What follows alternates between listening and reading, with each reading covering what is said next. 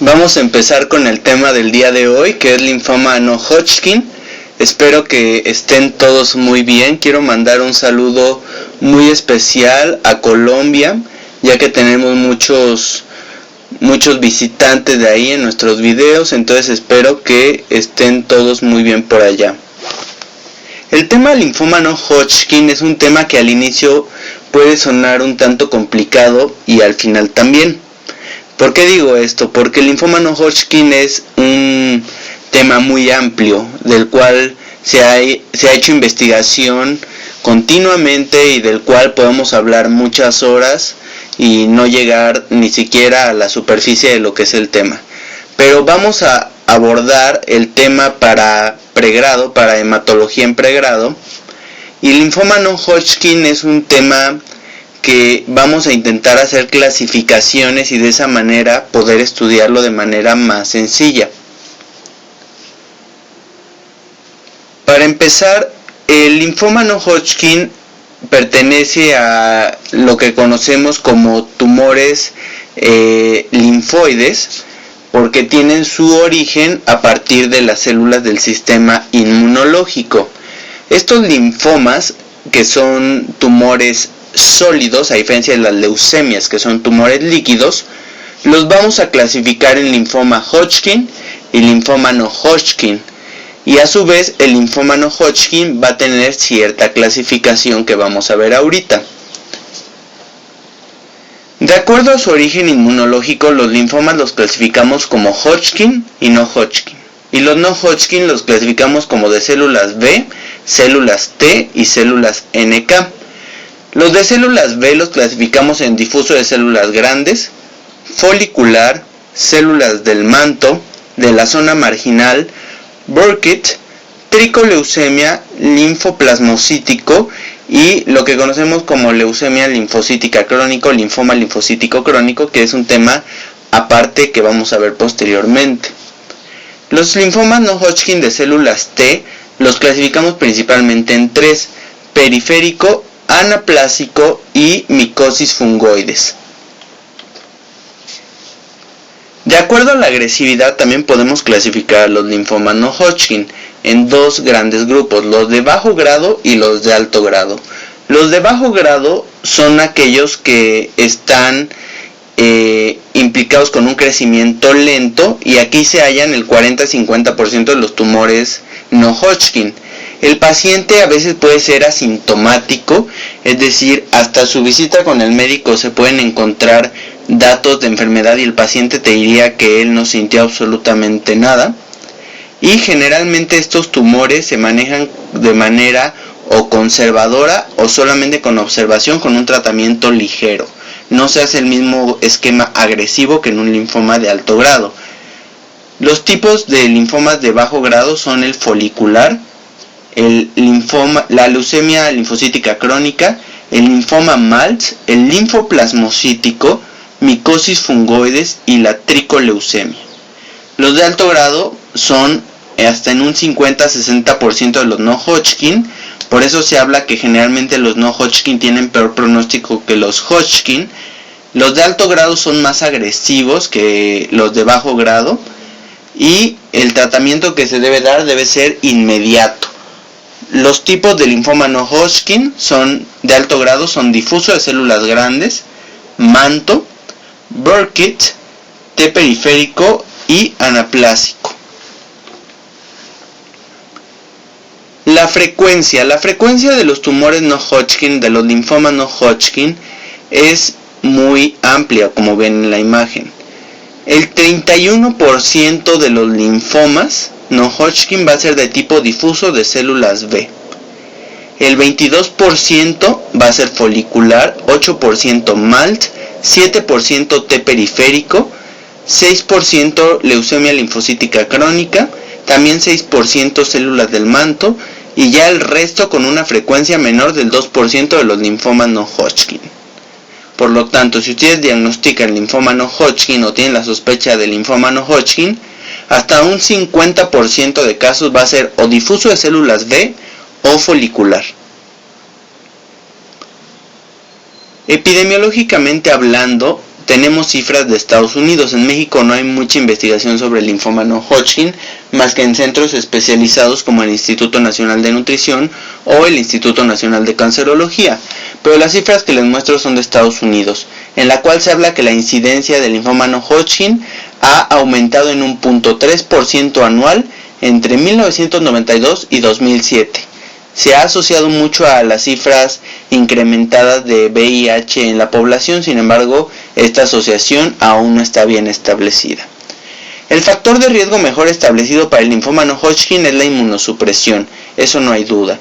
Pacientes con VIH, post-trasplantados, pacientes que recibieron quimioterapia, pacientes que tienen inmunodeficiencias o enfermedades autoinmunes tratadas, posiblemente tengan el riesgo incrementado de tener linfoma no Hodgkin. Por otro lado, infecciones como virus Epstein-Barr, que se ha asociado al linfoma de Burkitt, a nasal de células NK y de células T. Y por otro lado, Helicobacter pylori, asociado al linfoma gástrico, el virus hepatitis C, asociado al linfoma esplénico de la zona marginal, Borrelia burgdorferi, asociado al linfoma SALT, y Clamidia psittaci, asociado al linfoma de anexos oculares, son unos cuantos de los virus y bacterias asociados a linfomas. Por lo tanto, al igual que la mayoría de neoplasias, se le ha dado un origen inmune y un origen infeccioso.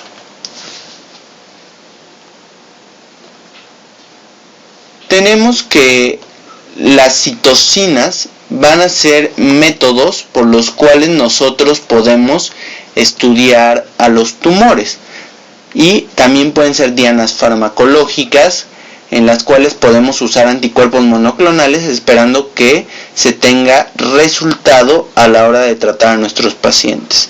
Esta es una tabla en la cual se muestran las citocinas y los principales grupos celulares a los cuales están asociados y los cuales podrían ser dianas farmacológicas de tratamiento. No voy a explicar cada uno porque sería redundante. Fisiopatología de linfomas B.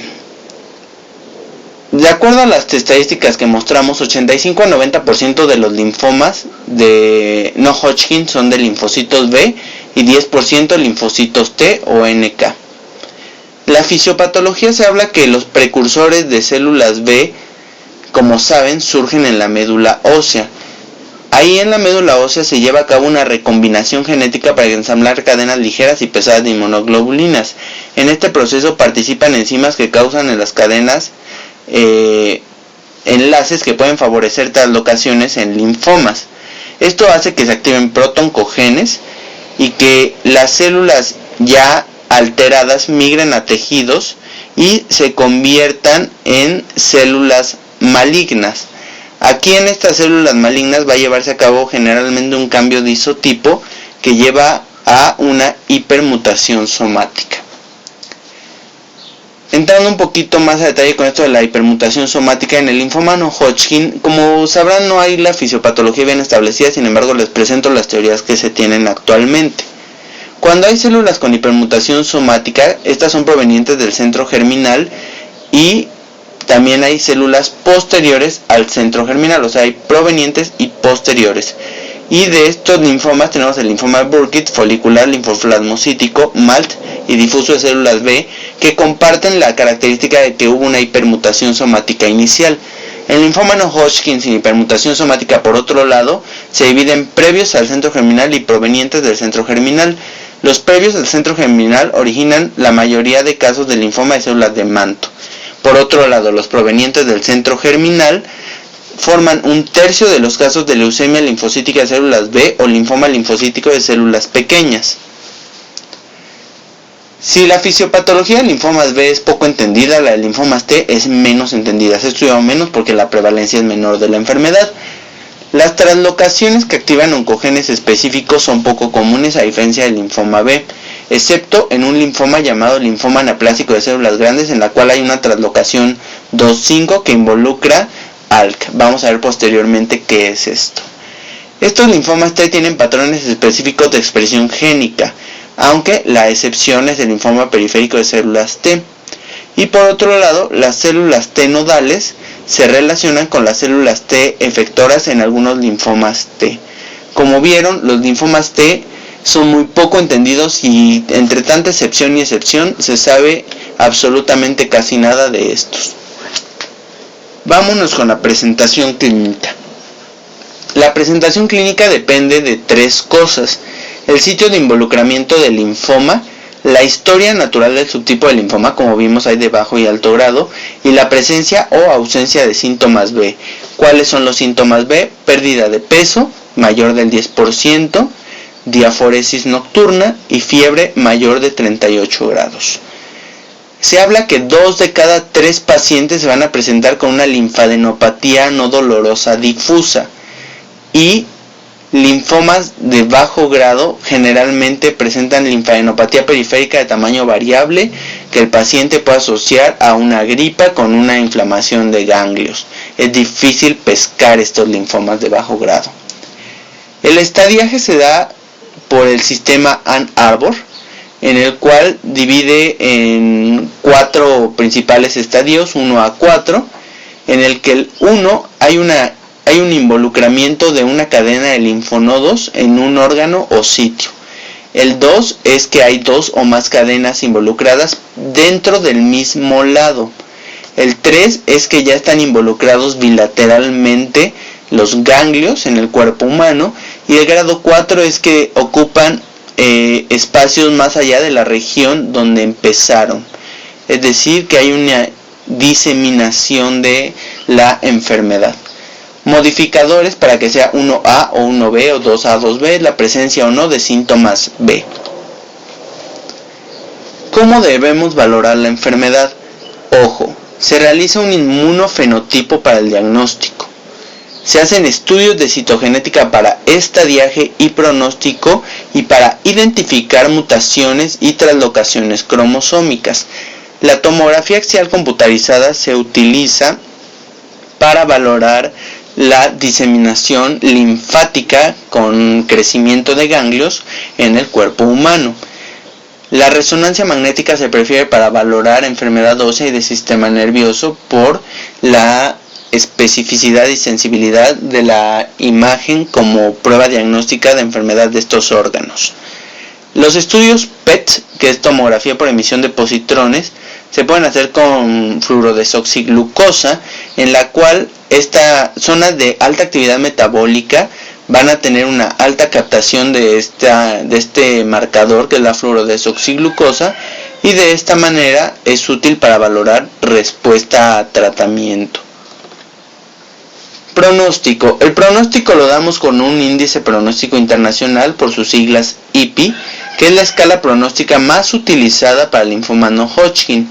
Considera los siguientes aspectos: edad menor de 60 años versus edad mayor de 60 años, niveles de LDH, el estado funcional de ECOG, que es una escala de funcionalidad, estadiaje de Ann Arbor y número de sitios extranodales involucrados.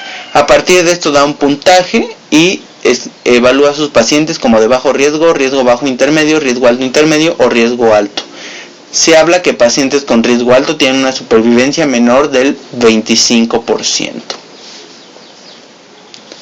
Vamos a estudiar cada linfoma independientemente. Tenemos el linfoma difuso de células grandes, que como vimos es el subtipo más común del linfoma no Hodgkin. Representa casi un 30 a 50% de los casos y se clasifica de acuerdo a al tipo de especificidad que presenta, ya sea centroblástico, inmunoblástico, anaplástico, plasmablástico, rico de células T. Tiene millones de clasificaciones, pero el mediastinal es el más común en mujeres jóvenes y el linfoplasmablástico es el más común en pacientes con VIH. Es localizado en un 25% de pacientes y es la forma diseminada, y la forma diseminada es la presentación más común de la enfermedad, es decir, 75% de los casos se va a encontrar de forma diseminada ya al diagnóstico y 25% localizado. El linfoma difuso de células grandes va a tener tres causas principalmente, que se dividen en 33, 33 y 33% en frecuencia, bastante específico el asunto, y 33% es por rearreglo de BCL6, 33% por translocación 14-18 y 33% por rearreglos genéticos con fenotipos similares al linfoma folicular. El inmunofenotipo que va a presentar este linfoma va a ser CD19, CD20, IgM, IgG, CD10 y BCL2 puede ser variable. El linfoma difuso de células grandes puede ocurrir a cualquier edad, representa 15% de linfomas pediátricos, es una masa de rápido crecimiento y sus manifestaciones extranodales incluyen tracto gastrointestinal y sistema nervioso central. Sin tratamiento es un linfoma muy agresivo. Con tratamiento puedes utilizar rituximab, que es un anti-CD20, además de terapia sistémica con quimio, con CHOP o R-CHOP, que es ciclofosfamida, vincristina, doxorubicina y prednisolona, que aumenta la supervivencia a 3 años a un 93% cuando agrega rituximab, que con solo CHOP, que la supervivencia es 84%. Se habla que hay una remisión de un 60-80% de casos y la mitad de ellos tienen una curación completa. Aquí vemos una imagen de un vaso en el cual se observa un linfoma de células B difuso. Vemos el tamaño de tumor bastante considerable, ocupa casi la mitad del tamaño del vaso. Y este tumor, como les mencioné, es sumamente agresivo. Su clasificación, como les mencioné, en centroblástico, inmunoblástico, dependiendo la patología que se encuentra, además de los biomarcadores como CD10, BCL6, MUM1 y CD138. Como segundo linfoma en frecuencia tenemos el linfoma folicular, que se manifiesta generalmente con proliferación nodular atípica. 85% de los casos va a presentar translocación 14-18, al igual que el difuso de células grandes, y ahorita vamos a ver qué tiene de interesante esto. El linfoma folicular fusiona BCL2 con el que codifica IgH, causando una sobreexpresión de BCL2, un factor muy asociado a tumores. El inmunofenotipo es CD19, CD20, CD10 y BCL6. El linfoma folicular es más frecuente en adultos mayores de 50 años, con ninguna predilección por algún sexo. Generalmente se presenta con linfadenopatía generalizada indolora con involucro medular hasta en un 60-70%, esplénica 40% y hepática 50%. Generalmente es un linfoma indolente, asintomático, con una supervivencia alta de 7 a 9 años, pero que no es curable. Ojo, generalmente estos pacientes que tienen estos linfomas permanecen en un estado de remisión, pero no de curación. El tratamiento depende si es de bajo o alto grado. Si es de bajo grado se puede tratar con radioterapia, si causa sobre todo síntomas a nivel de tracto gastrointestinal, y en linfomas de alto grado se utiliza rituximab y CHOP, lo que es la terapia R-CHOP. O también se pueden utilizar otras terapias más extrañas como el ibritumumab y diuxetan y el tositumumab, fármacos que obviamente no están al alcance de muchas personas y que generalmente se utilizan solamente en modelos experimentales. Aquí vemos una imagen de un vaso igual que el anterior con un linfoma folicular. Vemos cómo hay muchos folículos pequeños en el vaso, a diferencia del linfoma de células grandes, que es como un conglomerado. Este linfoma es más como esa imagen miliar que te da la tuberculosis. Como estudios histopatológicos, aquí tenemos una imagen del linfoma folicular con los característicos folículos en la imagen A. En la imagen B vemos la polarización normal de pequeñas y grandes células del centro germinal llamados centrocitos y centroblastos. Y abajo vemos que entre más haya centroblastos, mayor es el grado histopatológico del linfoma. Marcadores tenemos BCL6, CD10, BCL2, ¿de acuerdo? Ahora, lo interesante del linfoma folicular es que puede malignizar, bueno, ya es un tumor maligno, pero puede hacerse de alto grado, es decir, un linfoma de células grandes difusas, hasta en un 25 a 50% si se tarda el diagnóstico. Entonces es indolente, pero si nos tardamos 8 o 10 años, se puede transformar en un linfoma de células grandes B difusas y ser de alto riesgo para nuestro paciente y disminuir su tasa de supervivencia en gran medida. El linfoma de células del manto surge de linfocitos B vírgenes en los folículos linfoides en su zona del manto. Representa el 4% de los linfomas no Hodgkin y es más frecuente en adultos mayores de 50 años, al igual que el folicular. Se manifiesta con linfadenopatía y también generalmente suele ser indolente. Como el tumor folicular, hay un involucro medular o de sangre periférica y puede confundirse con una leucemia linfocítica crónica, hasta en un 20%. Cuando se presenta el linfoma de células del manto en tracto gastrointestinal, puede presentarse como una poliposis linfomatoide a la hora de hacer una biopsia y confundir un poco al patólogo a la hora del diagnóstico. ¿Qué hace la diferencia entre una poliposis benigna y un linfoma de células del manto maligno? Pues es la presencia del inmunofenotipo con translocación 11-14, ciclina D1 IgH, CD19, CD20, IgM, IgG, CD5, marcadores de células B, por supuesto. La supervivencia en células del manto es menor que el folicular, se habla de supervivencia media de 3 años, requiere un tratamiento al momento del diagnóstico, ya que generalmente es un tumor agresivo, no tanto como células B, pero sí es agresivo. El tratamiento es R-CHOP y también se puede utilizar citarabina como método quimioterapéutico. En caso de que haya un donante HLA compatible, este linfoma puede ser curable.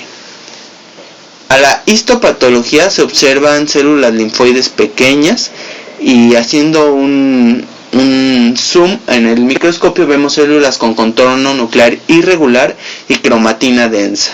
La ciclina D1 es positiva con la translocación 11-14.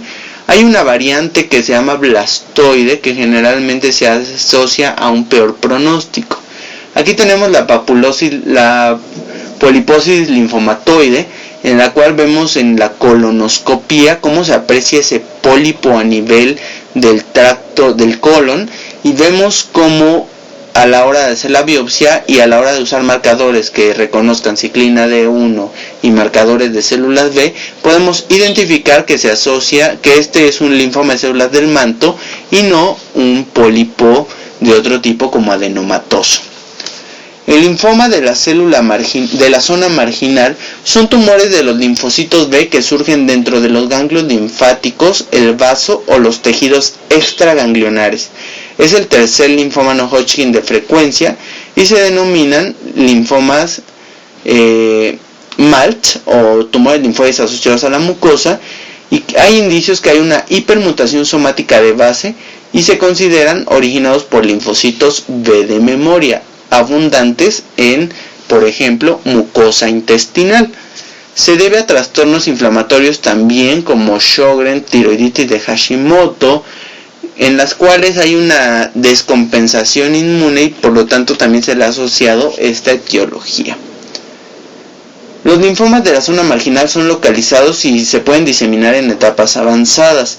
Hay una reacción inmune policlonal con mutaciones iniciadoras que llevan a la clonación de linfocitos B mutados con una involucración a nivel de todo lo que es el MALT y provocar el linfoma.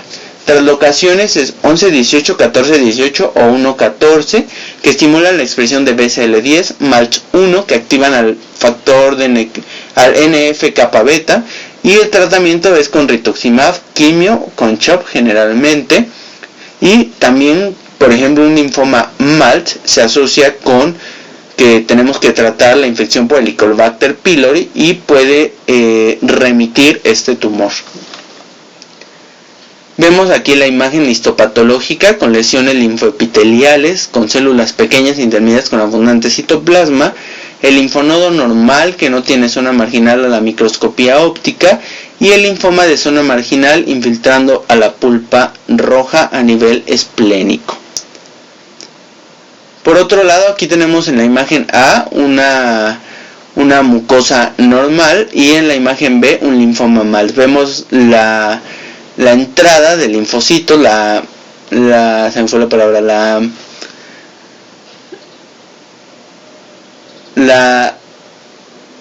la migración de linfocitos, la invasión de linfocitos, esa es la palabra, la invasión de linfocitos a nivel de mucosa, y que por medio de pruebas más específicas inmunológicas podemos dar el diagnóstico de linfoma MALT.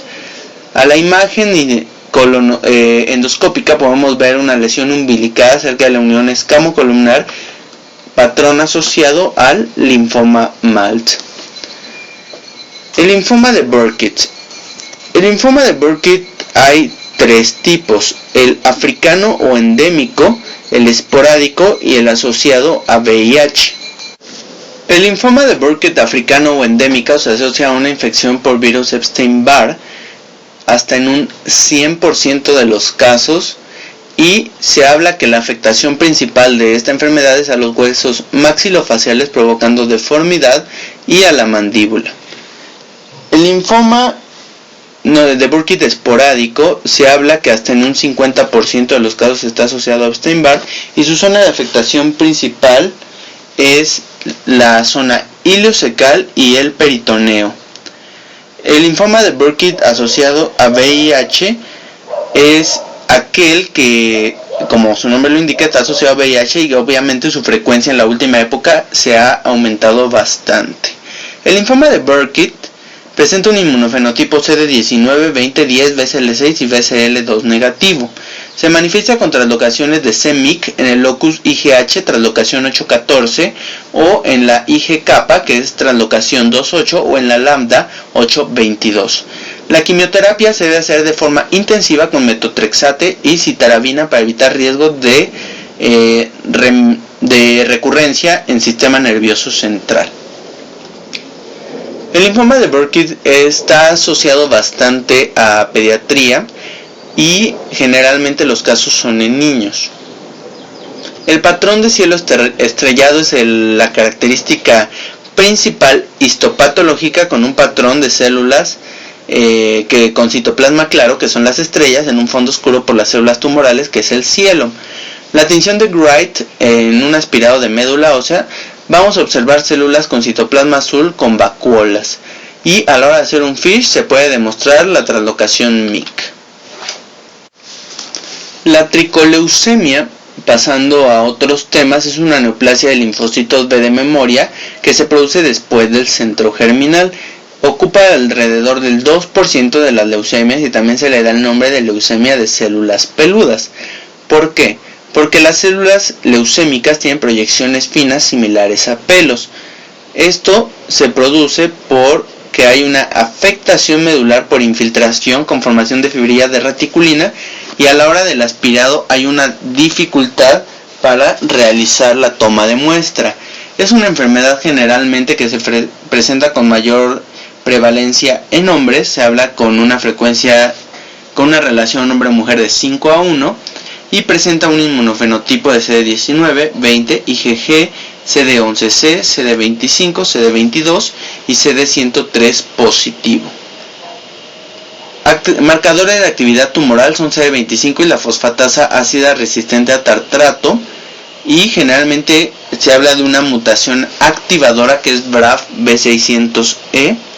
Y las manifestaciones clínicas, lo más frecuente es una esplenomegalia, que se habla que puede provocar una esplenomegalia masiva, y también la hepatomegalia puede ser otro dato, pero es menos frecuente que la esplenomegalia.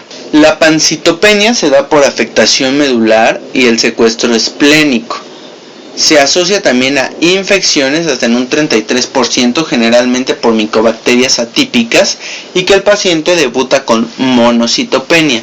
El tratamiento de esto es la esplenectomía y la cladribina y la desoxicoformicina, que son altamente efectivos en esta tricoleucemia.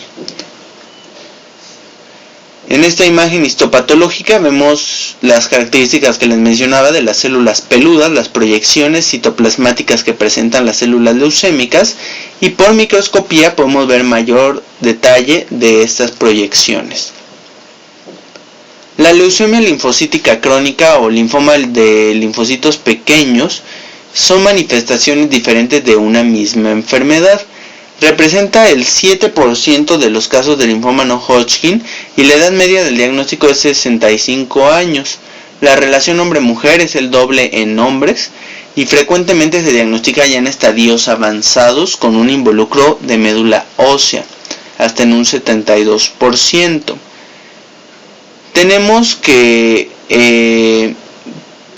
puede ser, si es leucemia linfocítica crónica, es aquella que infiltra sangre y médula ósea, y el linfoma de linfocitos pequeños ya infiltra a otros tejidos. El punto de cohorte es 4.000 leucos por decilitro o 4.000 millones por litro. Si hay más linfocitos es leucemia, si hay menos es linfoma. Ojo, este punto de corte siempre lo preguntan. Las manifestaciones clínicas de esta enfermedad es anemia hemolítica autoinmune, trombocitopenia autoinmune, fatiga, infecciones, linfadenopatía, esplenomegalia. La linfadenopatía, una vez que se biopsia, se obtiene un involucro de médula ósea y linfocitos B circulantes monoclonales.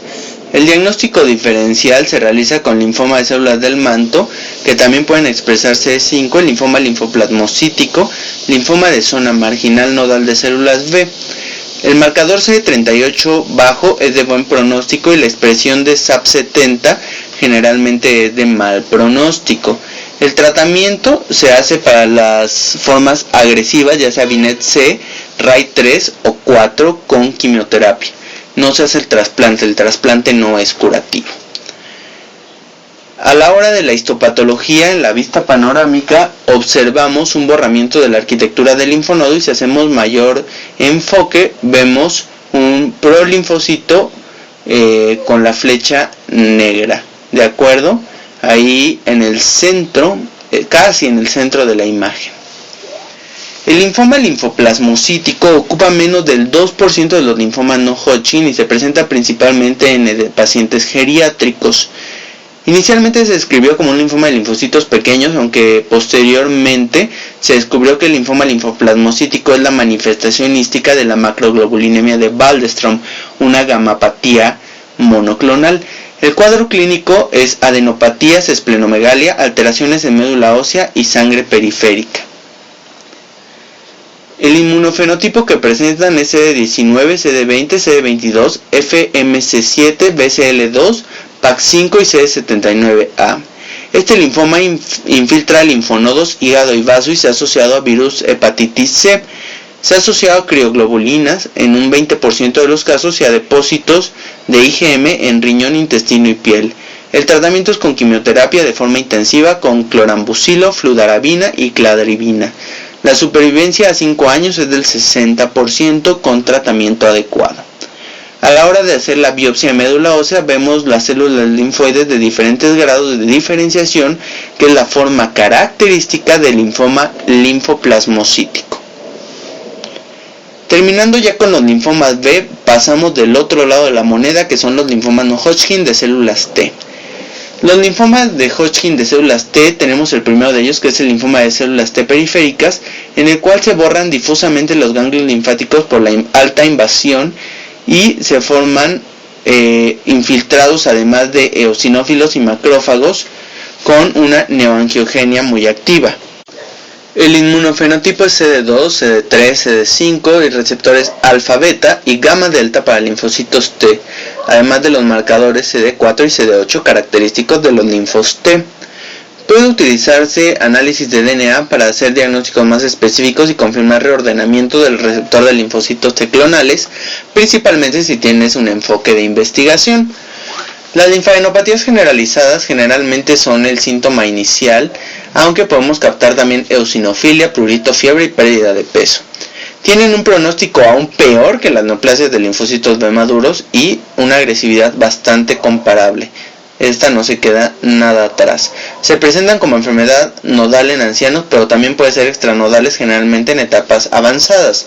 La quimioterapia de combinación ofrece supervivencia de 12 a 45% en pacientes y este linfoma es resistente a antraciclinas.